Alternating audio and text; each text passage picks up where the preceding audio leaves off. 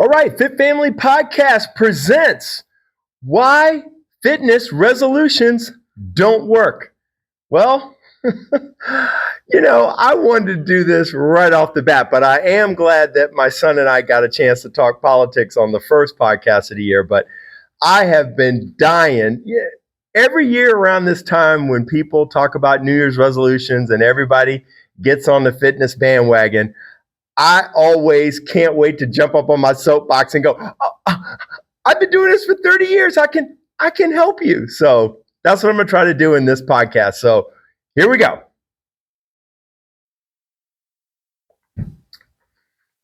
First of all, and I've covered this in a couple of teases, resolutions, they're not plans, they're goals. I want to lose 5 pounds. I want to lose 10 pounds. I want to do more cardio. I want to fit in a certain size jeans or whatever your, silly fitness resolutions is. And I'm saying silly because most people don't put a plan of action behind the resolution. They just go, I'm going to join a gym. I'm going to do more walking. I'm going to play pickleball. whatever the resolution is, but there's no plan behind it. You have to have a plan. And when it comes to fitness, nothing breaks my heart more than obesity. I've done a couple of fitness related or weight loss related fitness programs.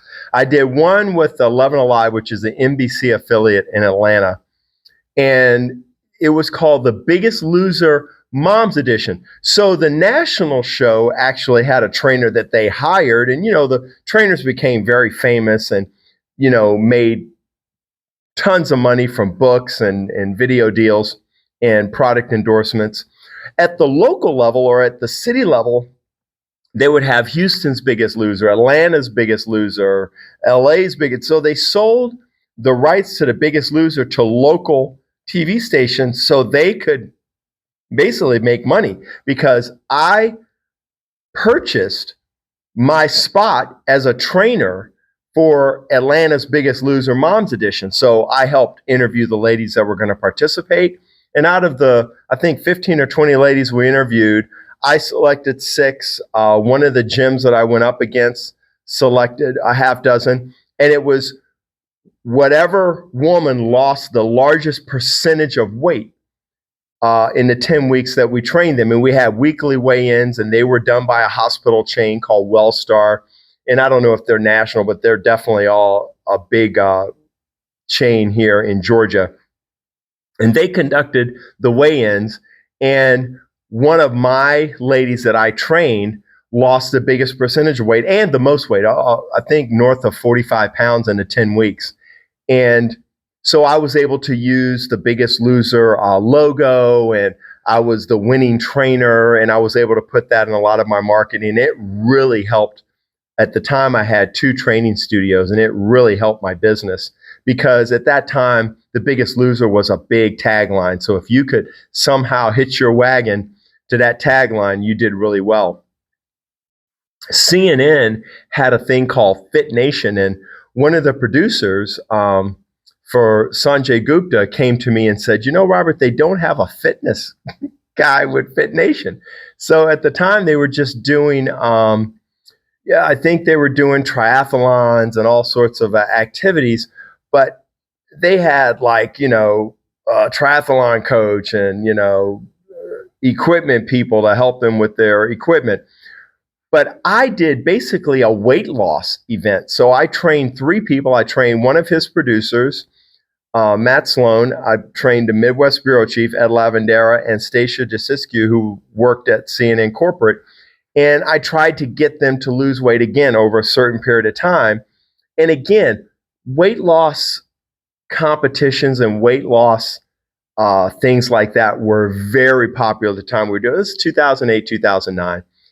And those 2 things really put me on the map as a trainer, especially CNN, because being associated with CNN and doing the bod squad for Sanjay and eventually doing that weight loss with Fit Nation really put me on the map nationally, and gosh, I'm forever grateful with how well CNN treated me, and I've always been a fan of CNN. I used to teach aerobics classes at a gym that was down at the CNN Center, and I've done Talkback Live and probably hundreds of fitness segments. I remember doing one with the Wii Fitness when it first came out. I was literally in the newsroom playing with the Wii and giving them live feedback as I was playing with it. And when I did some of my bod squads, I remember being in the editing suite with it's now the late Rhonda Grayson. She unfortunately passed away, but she was one of Sanjay's producers. And I remember being in the editing suite going, "Oh, can we keep this in?" And she goes, "No, you mentioned the Chattahoochee River, and nobody knows what the Chattahoochee River is worldwide. We have to cut that out." So, she really helped me learn how to deliver a message nationally, as opposed to, "Hey, I'm at the Chattahoochee River and I'm at one of the jogging trails," and things that I would do locally that people, in other states and especially in other countries would not understand.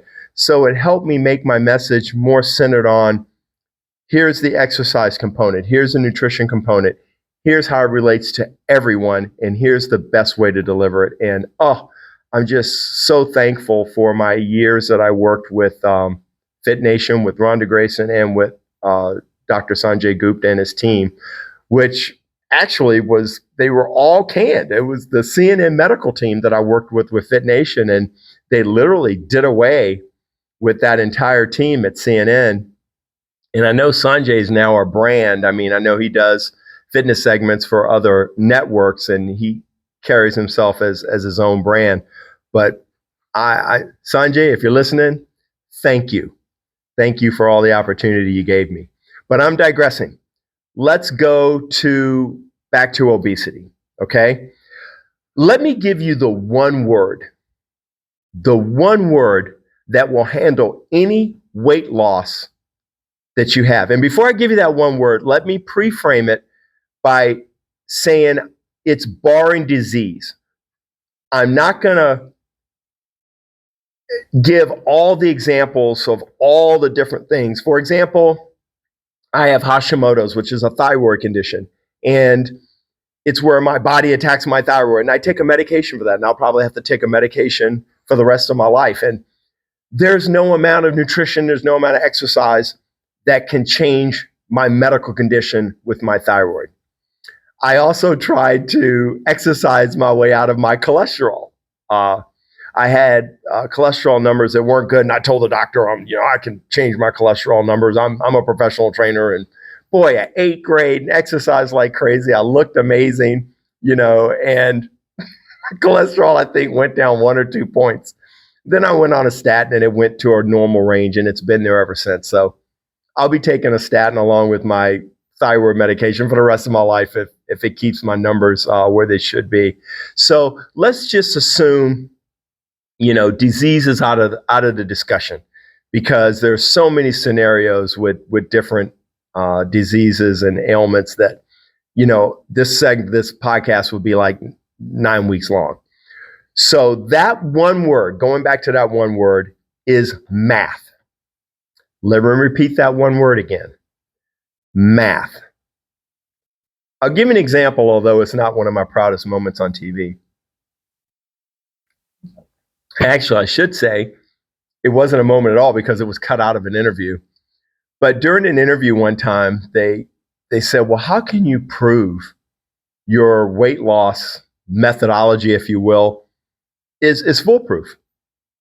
I said, "Okay, I tell you what, picture a prisoner of war. Okay? Any image you have of a prisoner of war, think of any war, World War II, Vietnam, any prisoner of war. Have that image in your mind. Are you picturing someone morbidly obese?" And of course, the host of the show goes, "Of course not."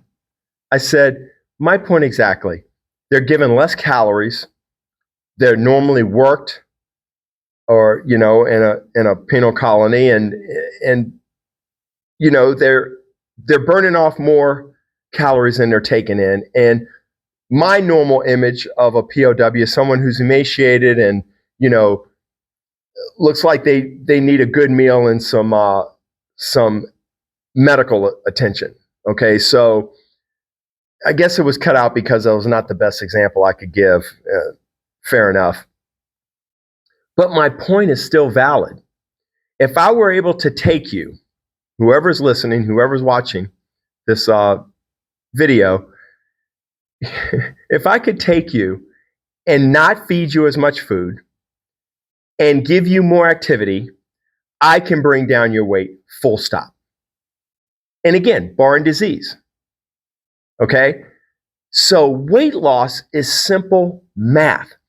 What's hard is keeping that math true. What's hard is, when people aren't watching and you're taking in those calories. I love the old expression when people go, "Ooh, I look at calories and I gain weight." Well, you normally look at calories right before you eat them or drink them because your body cannot create something from nothing. It's physically impossible. It can't.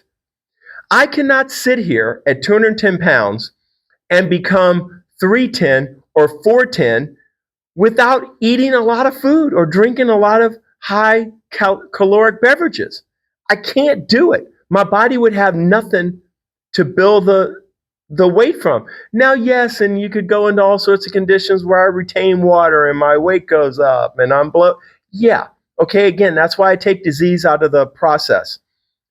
If you simply moderate what you eat and not go on some silly diet. I hate every year Hollywood comes up with some just asinine diet that, Kanye Pepper or, whatever it is, whatever diet they come up with that people follow and, I lost all this weight. 99 times out of 100, you ask anybody that loses weight on a diet, they go right back to the weight they were. And most of the time they gain excess weight back because they go back to the lifestyle that caused them to need to go on a diet in the first place. And there is an absolute reason the word die is in diet. Now, I don't want to also mix dieting with ways to eat, like the Mediterranean diet is actually a healthy way to eat. But it's not just one specific diet. It's fresh seafood and pasta and there are different recipes within the Mediterranean diet, bandwidth, if you will. So my thing is one specific thing, like, the Nutrisystem garbage, drink a shake for breakfast and a shake for lunch and then have a normal dinner. No, you don't put that crap in your body twice a day and then eat normal food and expect to be healthy. I guess I just lost them as a sponsor. If they're still in business, a horrible product. Anyway, you don't want to take in too much synthetic food. For example, I always keep protein bars either in my car if it's not the summer or in my office. So it keeps me from going out and getting something to eat. If I'm in between clients and the time's getting sort of tight, I'll have a protein bar as opposed to running out and getting a meal. And it'll keep me satisfied until I get home for dinner. So, and these are not small bars. These are, sometimes 200 calorie bars with 20 or 30 grams of protein. So they're no small item. But my point is, you have to eat less and you have to move more. It's a very simplistic approach, but it's very hard to do if you've ever tried to lose weight. There are 3,500 calories in a pound of fat. And let me tell you, doing all these weight loss competitions I've done, when people lose 2 or 3 pounds, they're so disappointed. I'm like, you've burned 10,000 calories out of your body. You've created a 10,000 calorie deficit. That's how you've lost this weight. So that's to be celebrated.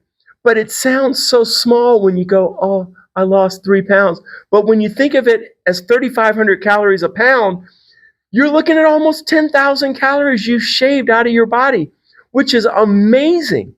So that's what you need to think of. Don't just think of 1 pound of body fat. Think of 3,500 calories. That's a lot of food. That's a lot of beverage. And it's really hard to shave that many calories out of your nutritional habits. If you haven't done it, you really don't know how hard it is. But as someone who's trained dozens of people at a time doing the same thing, trust me, it's very difficult. And I guess the second question I have to ask, other than why people don't just eat less and move more, is who do you love? Do you love your family? Do you love yourself? I wake up, I feel amazing. I have great energy. I don't have an ache or a pain. Yes, I've been blessed with good health. It's not perfect. I told you about my Hashimoto's and my high cholesterol, but I feel blessed in that I wake up and I don't have an ache or a pain. I pop out of bed. I'm 63 years old and I'm in my right mind. The people at my house would, question that, but I think I'm in my right mind, as my mother and father used to say. All the old people say, "Oh, you wake up and you're healthy and in your right mind, you're blessed." I feel blessed, but I don't just wake up and go, "Okay, Lord, thank you for blessing me with good health," and just leave it at that. I get up and I get moving, and I find a 25, 30-minute window to get my cardio in. Yes, I have $40,000 worth of equipment outside my office. So me not doing cardio is criminal. But walking is free. Jogging is free. Running is free. My mother-in-law has one of those little elliptical things that you put at the floor in front of like a chair where you can do the little elliptical while you sit and watch television. It's adorable. Do I think it's considered cardio? Well, maybe not. And definitely not intense cardio, but it is movement. And sweetheart, if that floats your boat, I am all for it. And I'd be right there pedaling next to you if that's all I could do. And she's 80 years old and she's had heart issues. So maybe that is all that has been recommended for her. So I don't fight that battle. She actually lives with us. So I'm not throwing rocks, Grandma. So when you listen to this, we love you, and you just keep doing your little elliptical thing. I love that. But do you love your kids? Do you want your kids to be obese? Would you allow your kids to get overweight? So if you wouldn't allow your kids to get overweight, why would you allow yourself to get overweight? And it's got to be frustrating. I'm the same weight now as I was in 1985 when I got out of college. I've been 210, and this is plus or minus 5 or 10 pounds, depending on if I was in a martial arts competition, I'd gain weight, or I was in an aerobic video and I'd lose a few pounds to look a little bit more shredded.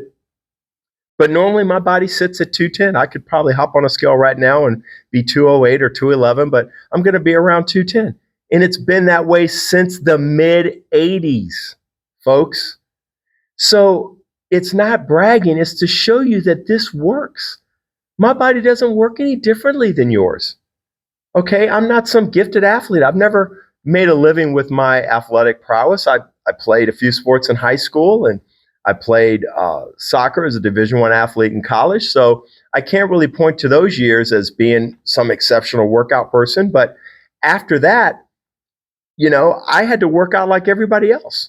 My youngest son played hockey all the way up to national championship level. But once he stopped playing hockey, he started playing the piano.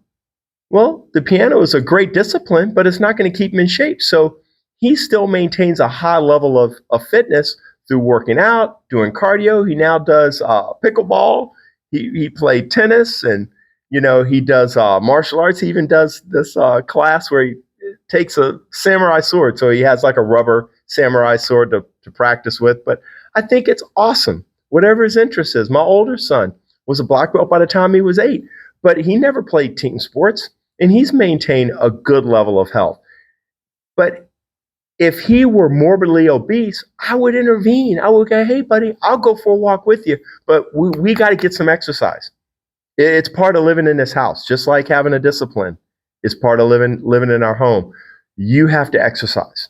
And I would not let either one of my children be obese. I just simply wouldn't allow it. And I don't want you to allow it in your home. If for some reason weight loss is a problem in your home, I'm going to tell you within this podcast how to get started within your home to turn the tide on that.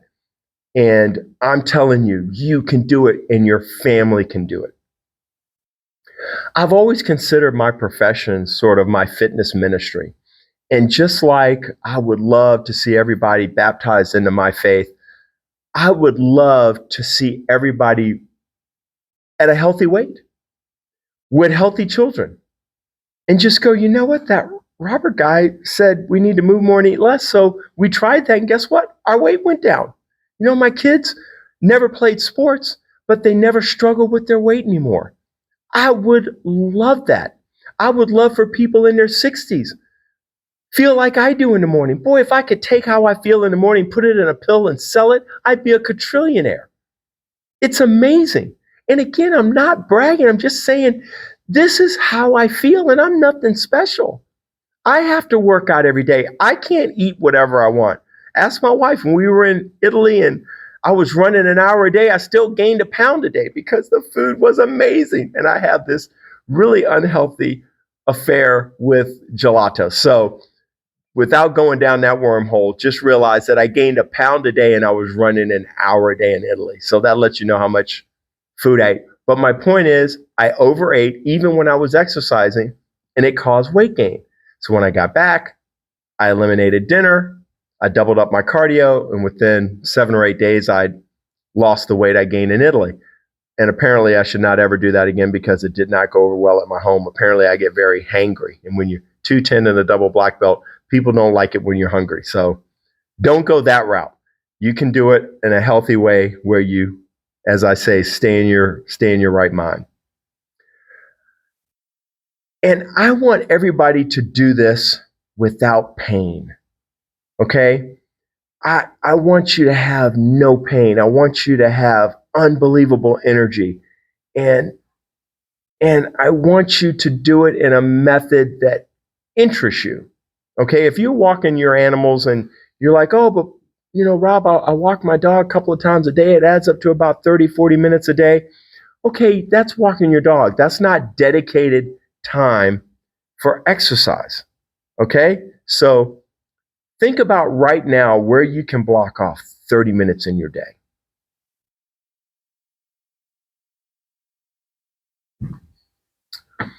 All right? Now, let's take that 30-minute swath. And we're going to break it up into 4 units. Okay? 4 30-minute units. 2 days, we'll do resistance training. In 2 days, we can do cardio. Okay? So I'm going to show you how to split that up in a moment. But if you notice, you have to block off the time. I know what you love 2 ways: where you spend your time and where you spend your resources or your money, to be perfectly blunt about it. I don't know if you love your kids, because if you spend time with them and you spend money on them, I know you love them. Okay? There are good parents and bad parents, and you can usually tell the bad parents are the ones that aren't around. Okay, maybe they're dealing with addictions or addiction or some other type of issue, and they're not around. They're not spending the time, or they have a lot of resources and they're jet setting and they send them to a boarding school or just throw money at the problem. I literally had a kid in one of my church small groups, and his dad owned a diamond mine. So this kid was living with this woman, and I was like, man, his mom looks fantastic. And it was like a nanny that they were living with in this huge house in Alpharetta, Georgia. And I'm like, I was just like, first of all, I was jealous of this kid for a hot minute, but then I think, he didn't have any parents. He's living with this, hot nanny in this mansion in Alpharetta. So I'm sure he's going to be in therapy for quite a while. But anyway, I digress. Let me give you another word. So I've given you math. All right, that's one word. Let me give you another word. Active. Proper health and fitness cannot be obtained passively. Let me repeat that. Proper health and fitness cannot be obtained passively. Whoever is pushing that Ozempic crap on people outside of the medical community for life-saving weight loss, I would like to take them out back and whip their country ass, because it's a scourge. Just like FinFin was years ago. It was this product that came out and people were losing weight until people started dying from it. And then people stopped telling me, oh, Robert, it's going to put you out of business, because it was killing people. Ozempic isn't the answer to obesity in this country. which, by the way, I think statistically this past year actually went down for the first time in like 20 years. Being active is part of the key. Okay. You can walk, you can get one of grandma's little ellipticals for getting in front of your lazy boy recliner. You can cycle. One of the first piece of equipment we bought in our home, and this was back when we first got married and we had a 3-bedroom house. It was a tiny house. We bought a recumbent bike. It was for like, I think maybe a couple of $100. It was not fancy. And we had that sucker for years. And we loved it because it was really quiet. So it wouldn't wake the baby when the baby was sleeping. And I wouldn't disturb my wife because her office was in the home at that time. And it was crazy how much we used that little recumbent bike.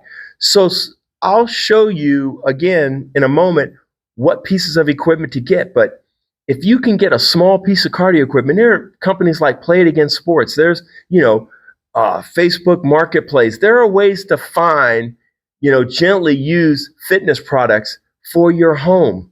Okay. And I'll give you a couple other products that are almost mandatory for the home to have yourself a home gym. But that's something you want to make sure your family has access to being active. Pickleball, tennis. Again, I don't want sports to be the answer. I want movement to be the answer. But my son went from tennis to pickleball. I don't care. He can go from tennis to pickleball to tiddlywinks. As long as he's moving and getting exercise. I don't know how much exercise is in tiddlywinks, but you get my point. I want him moving. Okay. And it does not require a sport. It's great if you enjoy tennis and you're able to get out and play singles or doubles and it's your exercise. That's awesome. But you don't have to have a tennis court to walk. Okay. As much as I love young people getting involved in sports, they don't have to get involved in sports to get fit. Okay. Again, time and resources. Just like you, they need to block off time. I love to see young kids at a playground. You know what they're doing? They're running around like mad people. And they're just playing tag or climbing on stuff or running from each other. But you don't see kids, on the playground. There are schools everywhere around my studio. I go through a school zone, in every direction when I leave my studio every day. And I love the sounds of schools. I love to hear the kids outside, and they're always moving. There are very few kids that are, usually when you see a person standing still, that's the teacher. Everything else is moving. And even when I go to the campus, I run over by Kennesaw State here in Marietta. And I love running around the campus because I see the soccer team and I see, young people doing inline skating and they're on scooters and they're just doing stuff. They're active, they're bustling. And I just love the energy, time and resources. Okay. So let me finish this discussion by giving you the ABCs because I feel like I'm dancing around what you should do to get your family started. Okay. Now, first of all, if you want to have a home gym, because literally a third of my business now is virtual training, and people don't have to have a big pile of equipment in their home. I normally tell people to get tubing, light dumbbells, an exercise ball, a mat if they don't have a workout room, and it's maybe a couple $100. Okay. Never any more than $300 or $400.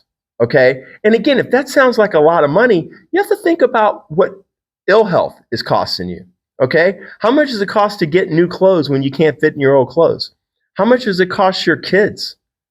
Okay. When they have to see the doctor several times a year as opposed to their regular checkups because they're overweight. So you have to start thinking, what is not being healthy costing your family as opposed to spending a few $100s to set up a home gym, spending money to have a trainer like myself. It doesn't have to be me. I live in a city with, or a state with 6 to 8 million people, depending on how you slice it.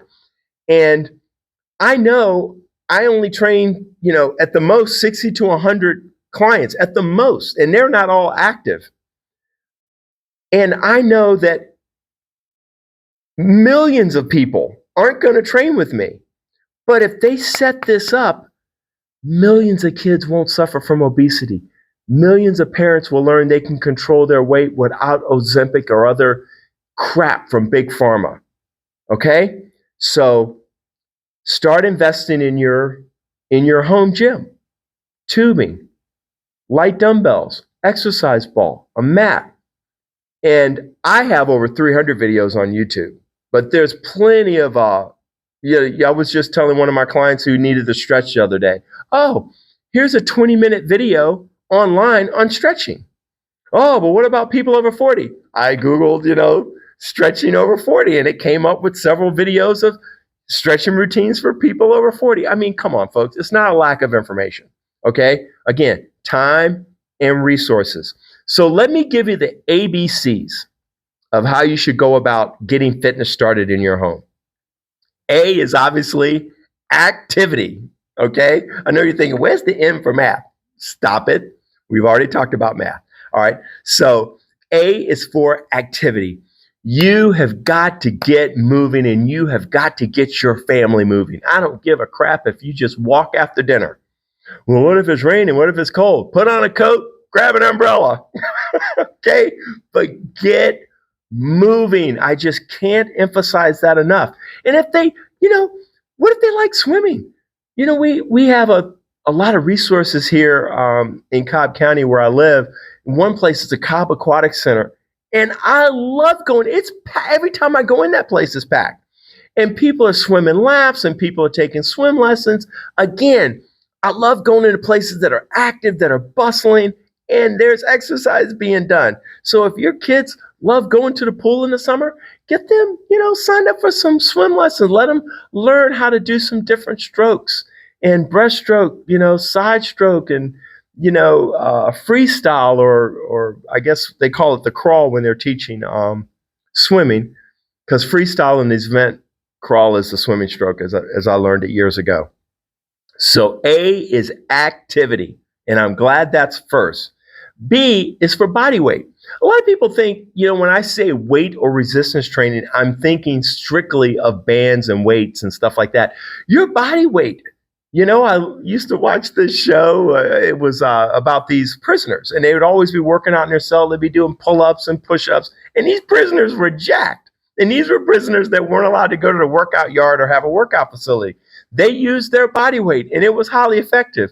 Now, do they have a lot of time on their hands to work out? Yes, so I digress on that. But the main thing is you can do exercises, and gosh, bodyweight exercises, I mean, there's a book that I did that I give away a lot of times as a thank you. And if you'll send me your email, I'll send you the ebook version of it free of charge. But the main thing is we had how to use equipment, but when we could, like when we were working chest, we did something that involved body weight. When we were working the hips and thighs, we had some exercises where you could just use your body weight. I can work almost the full body with body weight or light dumbbells or tubing easily. And I've had clients for years that never equipped their home with a full gym because they really didn't think they'd do it for that long. And they started getting results and they realized, well, this knucklehead actually knows what he's doing. And we had a great training relationship. And we use the same equipment over and over in different ways. So body weight. B is for body weight. Don't just think weights. Think your body weight can actually be used. And with simple tools like an exercise ball. I have exercise balls in my studio that actually have the exercises using body weight all around the ball. So you just read the ball and do the exercise that's on the ball. So it's just a great way to get fit. And I know you're not going to be using too much weight. And I love a lot of people that train with me virtually are normally just getting started. So I don't have to worry about having them do too much weight or injuring themselves, which is always a concern when I'm training virtually. But I really picked up on that after the COVID pandemic, but I love it. I have clients that train virtually with me that used to train in studio, and some do a hybrid of virtual and in studio. I even have some clients where one spouse is actually, he works close to my studio. He trains here in person, and we link up with his wife virtually so she can train virtually while he's training in studio. It's really cool. And I have partnership training, so they don't pay extra for that. So I love that. But I digress. We have A, activity. B, body weight. Just think of resistance training, not necessarily with big, heavy weights. C is what you consume. You cannot put cheap gas in a Ferrari or a very precise, expensive sports car. They ask for my car. Okay, I have a luxury car, but it's not all that. And it calls for premium gas. Okay, my wife's car is like, I think, over 10 years old. We still have to put premium gas in it because it's a 10-year-old luxury car. So, you don't want to put crappy gas in your premium body. Okay. And if you're looking in the mirror and go, oh, well, my body isn't premium, don't worry, it will be. And I used to love my father. He used to talk about his 63 Chevrolet, and we'd be like, Dad, you ever thought about getting a new car? He goes, I like this car. It's paid for and it's mine. So a lot of times I talk to him about my body that way. I'm 63, so I ain't nobody's body beautiful anymore. But I tell you what, I like my body, and it's paid for and it's mine. And when I talk about paid for, I have like dental work and different things that I've had done that you can't work out and grow a tooth. So, I always tell people if you have something goes on. I remember when I broke my arm, and the doctor comes in, he goes, Mr. Dada, your tendon is supposed to be here. It is here. That is not good. I go, what are we going to do about that? Oh, I pull it down, I screw it in, we put some sutures, we fix you up. I'm like, perfect, let's get it done. A few days later, I was in surgery. But my point is, I wouldn't be able to work out and attach my tendon. There's certain things you can't fix. You just got to go in and medically get it done. So A, activity. B, body weight. C, what you consume. Again, the small things that you can get for your home to create a home gym is not a lot, okay? But you have to put what? Time and resources towards your health for your kids. And I have an 18-year-old and a 24-year-old, so I don't care how old those kids are. Time and resources. I don't want my kid who's 24, even though he's as the old saying goes, he's a grown-ass man. I still don't want him to be obese. I still don't want him to be unhealthy, okay? Not when I'm a professional trainer. Even when I retire, I don't want him to be that way. And you shouldn't want, come on, the people that you love, okay? Let's say you're an empty nester, okay? And you're volunteering at a church and you see a kid that's morbidly obese. Hey, you can do something about that. You can go, hey, when can I meet with your parents? And talk to the parents and go, hey, I know your son struggles with his weight, and being small group leaders in a church, you get to know these kids, okay? And some of them will confide in you that they're being teased, and, it's not good for them, okay? And if you can turn that around, are you kidding me? The lady that won The Biggest Loser when I was training the Moms Edition for 11 Alive, we set up a photo shoot at Nordstrom's because Nordstrom's is one of the prizes, gave her a total makeover. And we had a camera crew there, and she could not stop crying. She said, I have not been this weight since high school. She goes, I cannot believe how I look in the mirror. I just stare at how I look because I haven't looked this way in so long. It was so emotional for her. And she told me, she goes, Robert, I would have hired you years ago. She was literally, and I think she currently still is, a Cobb County bus driver. And she said, I would have hired you years ago. If I used to see you on the Wake Up workout, and I would have hired you before, but I couldn't afford your services. And it broke my heart because I don't think it should be a money thing. Okay, yes, I'm always thankful that I've had a 30-year career in the fitness industry. I'm so thankful that my clients can afford to pay me. I average 60 a session, and I do virtual, I do in person. But there are millions of people who will never train with me, but they can still walk. They can still get grandma's little elliptical to go at the foot of the lazy boy. They can pick up pickleball. They can, start a. Gosh, my mom, before she passed, was a member of a mall walkers club, and it's a bunch of old ladies, and they walk around the mall in LaGrange, and they were adorable. And they'd meet, and they had like a little nurse that they hired that would check their blood pressure, make sure they had any medications on hand that they needed. But it was awesome. So I don't care if it's senior citizen or your child. I want everyone to get active. I want everyone to know that you can use your body weight. I want everyone to know that nutrition should always be part of the conversation when you're talking about health and fitness. Trainers don't talk enough about nutrition. Nutritionists don't talk enough about exercise. We need to be working together, okay? And everyone should love themselves and love the people in their lives enough to want them to be healthy and fit. And it's not buns of steel and it's not six pack anymore. It's all about, hey, I want to be around for my kids. I love the fact that my son waited till I was in my 60s to be able to beat me in tennis. I love the fact that, both of my boys are fit and strong and I'm still stronger than they are. I'm sure in my 60s that will change, or my late 60s, but it's okay. I'm a senior citizen. I'll give up the ghost sooner or later, but I love that. And I love that they've had an active lifestyle, that they've tried karate and skiing. And, yes, we've had the resources to have them try that. But guess what? You don't have to have any resources for your kid to go walking. Okay? You don't have to have any resources for your kid to do a crunch or a push-up. Okay? That's a YouTube video. If you lack mobility, that's one of the things that will get you killed when you're older, because it leads to falls and it leads to injury, which leads to early mortality. So YouTube stretching videos.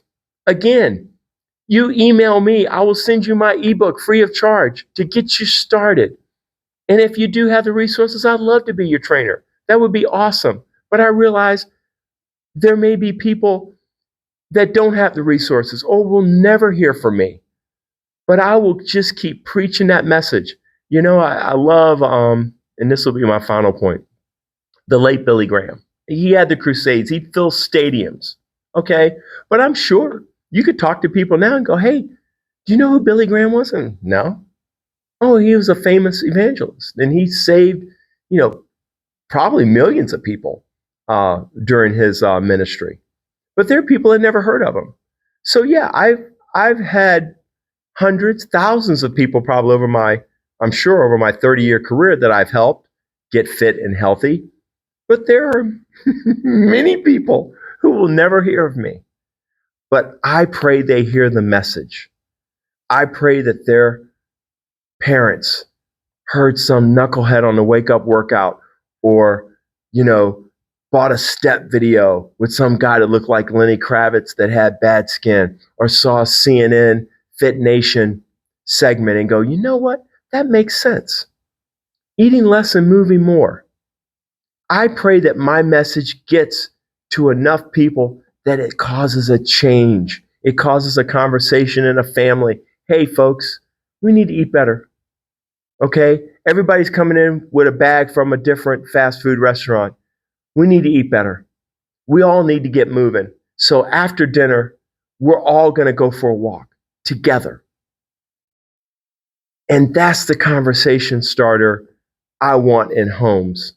And so as we start 2025, I pray you and yours start or continue a fit and healthy lifestyle. And if I can in any way help facilitate that, I'd be happy to do so. But until then, results are going to start when you do, baby. Thank you for your time. And I pray that you put your resources and more of your time towards your health and fitness. Thanks again.